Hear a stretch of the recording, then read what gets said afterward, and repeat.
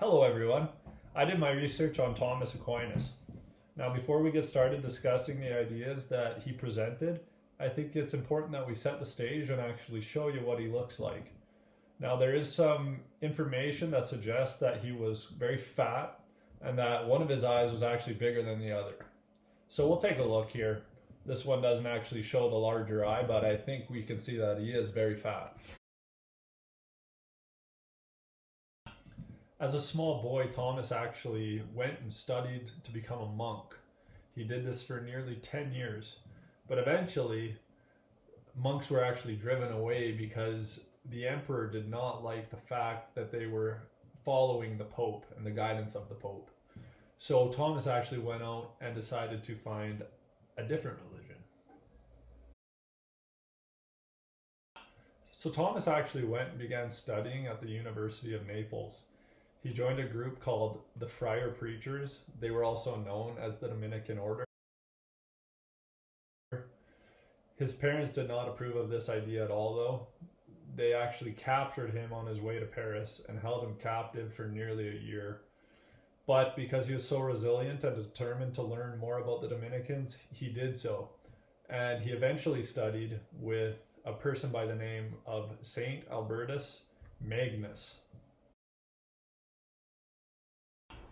So these two fine fellows, dare I say absolute beauties, studied together for about 3 years, after which Thomas went to the University of Paris to finish schooling. There he discovered Aristotle and also secular knowledge. Thomas's teachings are used today actually to teach how eternal and natural laws can coexist. After finishing school, Thomas taught in Paris, and eventually the Pope actually invited him to the Council of Lyons. Now, Thomas really wanted to make an appearance there, and he tried to make the trek, but got very ill on his way there, and eventually he passed away trying to get there. He did want to make it back to the House of the Dominican, but was never able to do that. Now we want to get into some of Thomas Aquinas' major contributions. The first one, and most importantly, he was able to combine theism with realism, which allowed faith and science to coexist. One of his most important writings was the Summa Theologica, which was divided into 3 parts. The 3 parts were Christ, God, and ethics. So part 1 is God. Now, Thomas describes God as a rational designer, which means that he actually uses science and natural laws in his processes. God is unchanging, God is willing, and he is thinking. And then he also describes God as love. The second is ethics. Thomas believed that good is determined by one's end, meaning the level of knowledge that they had obtained in their life. Now he suggested that there's 3 different parts to obtaining certain knowledge. The first and most basic was scientific, and then the second was analytical, and the third was revelation. So people were judged according to these 3 types of knowledge which they had. And he also suggested that a person could not be judged if they did not know what they were doing. And on the other hand, if a person did have knowledge of what they were doing, then they were able to be judged according to that. So the third one is Christ. And this may seem short because he actually died while working on it. But basically what was there was that Thomas believed that Christ could make people perfect and that he could also save people or deliver them from the devil. So personally, I feel like I connect to Thomas Aquinas' ideas fairly well. I'm an analytical thinker. I like to ask questions all the time. I feel like that's the best way for me to gain knowledge. I also think that science and faith can coexist.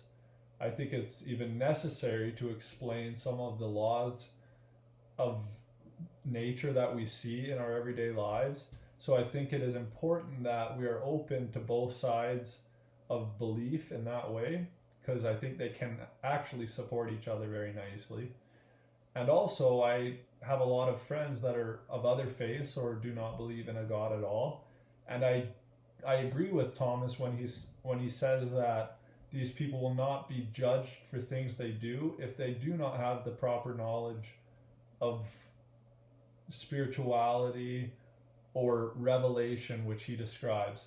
And I also think that people who do know or have this knowledge of revelation, which he talks about being the highest level that you can be at, I think that these people will be judged according to their actions because they know what they're doing.